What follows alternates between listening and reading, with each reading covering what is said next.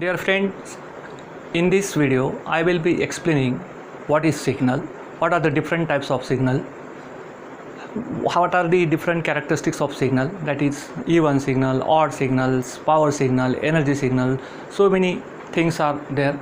So signal is something which is varying with respect to one or more parameters, signal which is varying with respect to time, signal which is varying with respect to temperature, or we can say that in case of two-dimensional signal we are having image, so which is a photograph collection of pixels, that intensity is varying with respect to x and y, so that is also a signal.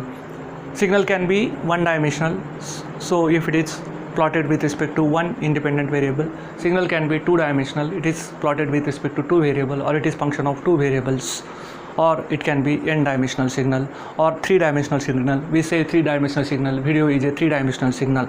So what are the signals which are known to us, or in our daily life we see various signals. ECG signals, that comes under the category of biomedical signal.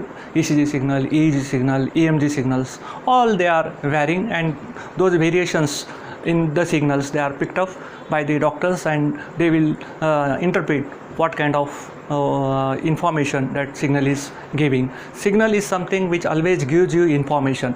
Signal is something which varies. If something which is varying, it is carrying information. So in case of voltage signal, suppose voltage versus time, if it is it is plotted and it is a varying plot, so we can say that it is a signal.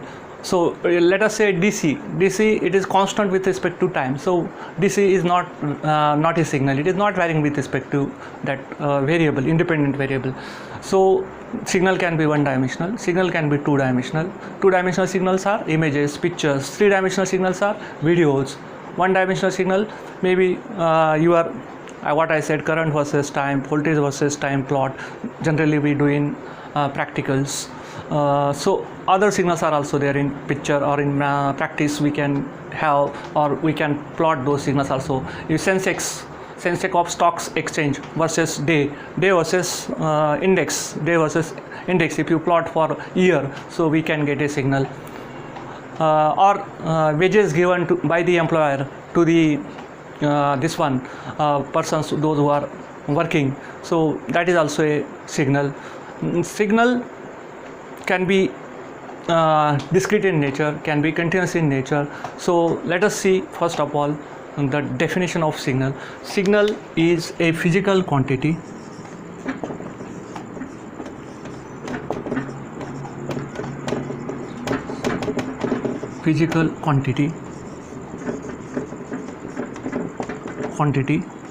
which varies, this is very important word, which varies with respect to one or more independent variables.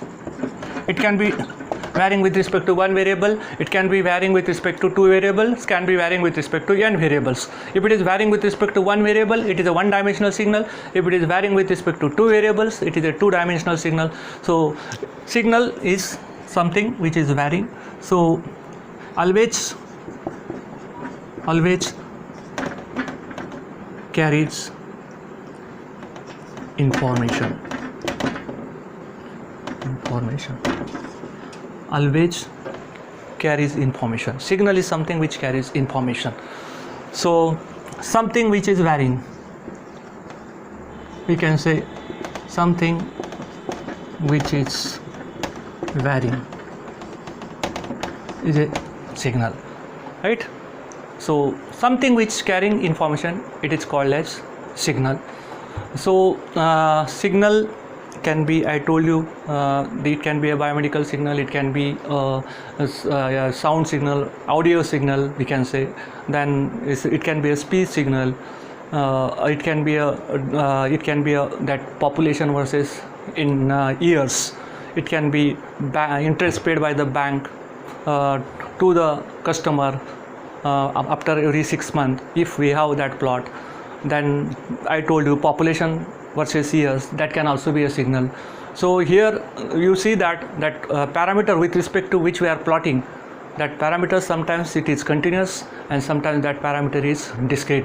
In that parameter or independent variable with respect to which we are plotting the signal, if that parameter is continuous, we say it is a continuous signal, and if that independent variable with respect to which we are plotting the signal, if it is taking discrete values, if it is taking values like 1, 2, 3, 4, something like that, so there is a signal is not defined in between those values. So that is called as discrete signal. That parameter, independent variable, which is discrete in nature, and when it is continuous in nature, it is called continuous time signal. When it is discrete in nature, we say it is discrete time signal. Let us see the plot of continuous time signal and discrete time signal. So broadly there are two types of signal. One is continuous time signal, continuous time signal,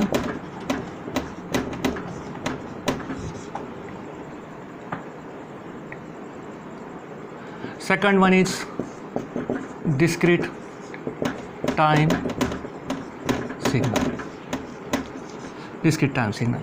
So here we continuous time signal, we say CT signal, and we say here DT signal, discrete time signal, DT signal.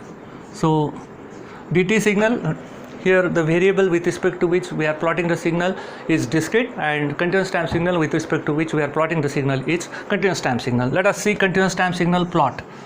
So let us say this T is time, and let us say it is voltage, and plot is okay, graph is plotted. So here for each value of independent variable, signal is defined. So for each value, if you take any value during the duration of the signal is defined for all values of this T. This T belongs to R. T is a real variable. For all values of T during the duration of the signal, amplitude of the signal is defined. So that is called discrete time signal. Sorry, continuous time signal. Continuous time signal where T is a real variable. So signal is available for all values of that variable. And whereas in case of discrete time signal, so this is example of continuous time signal. Whereas in case of discrete time signal, if you plot the signal, you will find like this. So your x-axis, you will find that so signal is defined for discrete values of independent variable. Again, generally we take independent variable time. So here in discrete domain we take n as a variable to denote the time in general. So here, and signal is denoted by x and this bracket, so square bracket rather, x square bracket n, where n is a variable which is discrete in nature. It is taking discrete values 0, 1, 2, 3, 4, 5. Here T is taking all the values, and that is the difference between discrete time signal and continuous time signal. So signal is defined for discrete values of this one independent variable, and here signal is defined for all values of independent variable. So here in between 0 and 1 we don't know what value signal is having. 1 and 2 we don't know what value signal is having, but only signal is defined for discrete values of independent variables. So this can be 0, this can be T, 2T, 3T, 4T, and T can be anything, but your time axis is discrete. Time axis is discrete. So we can say that if continuous time signal is quantized over x-axis, we can say it is a discrete time signal. Continuous time signal, if it is quantized on x-axis, we can say it is a discrete time signal. So discrete time signal in practice, so many discrete time signals are available, and many times whenever we are having continuous time signal, what we do is we sample the continuous time signal, convert it into discrete time signal, because to process the signals in continuous form it is difficult, and what we do is we convert that continuous time signal into discrete time signal and use discrete time signal for processing. So all that we will be looking into coming videos. It is now only limited to definition of signal, so discrete time signal and continuous time signal. Many times it becomes very simple if you write this definition in terms of mapping. So let us define continuous time signal in terms of mapping. How to define continuous time signal? CTS, right? It is a mapping from x is the name of the signal, and what is the independent variable? Independent variable is R because it is taking all the values. And what is the amplitude of the signal? It is r. So it means that we are having t which is mapped to x of t, where x of t is a real quantity. R means it is a set of real number, it is real axis, real line, right?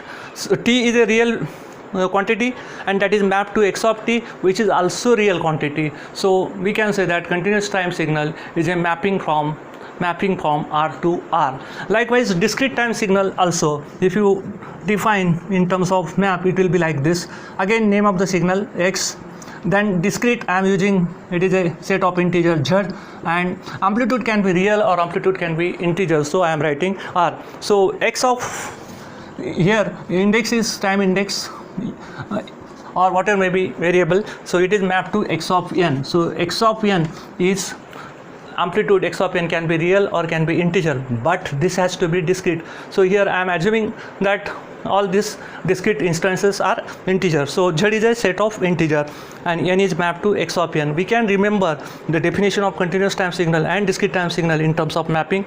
X is a mapping from R to R, whereas here x is a mapping from z to R, where z is a set of integer and R is a set of real number. So amplitude of the signal can be real, but time index is discrete, and here time index is continuous and amplitude is also continuous. Here R to R signal is amplitude can be real, as well as your independent variable is also real. So this definition also you can use for remembering the definition of continuous time signal and discrete time signal.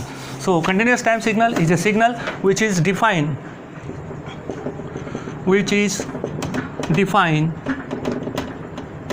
for all values of independent variables or variables. Sometimes it is variable, sometimes it is variables. If it is a two-dimensional signal, there will be two variables. If it is one-dimensional signal, there will be one variable. Defined for all values of signal, all values of independent variable till the duration of the signal. So duration of the signal is, let us say, 0 to 10. So signal is defined for all values of t which are lying between 0 to 10. So that is called continuous time signal. And if you talk about this definition of discrete time signal, so it is DTS. So if I want to define this, the signal which is defined for discrete values of independent variables. Again, variable and variables. We can have one-dimensional signal, two-dimensional signal, three-dimensional signal. The example of two-dimensional signal is image. Image is what? Collection of pixels, right? So image, to represent or access any point in the image, we need x and y coordinate. So image is an example of two-dimensional signal. And in case of video is collection of images, so it is a three-dimensional signal. So you can have n-dimensional signal. If you add attributes to the signals, various information about the signals, you can extend the dimensionality of the signal. So in practice, the signals, examples of the signals are biomedical signals. Biomedical signals, they are ECG signal, EEG signal, EMG signal. So they are examples, okay, biomedical signals, under which many times we perform analysis on these signal. EEG signal, ECG signal, EMG signal, and so on. Biomedical signal, these are the signals, they are comes under the category of biomedical signal, and which are mostly used for getting the interpretation of the images which are coming through this EEG, EMG plots. So biomedical signals. Then we are having audio signal.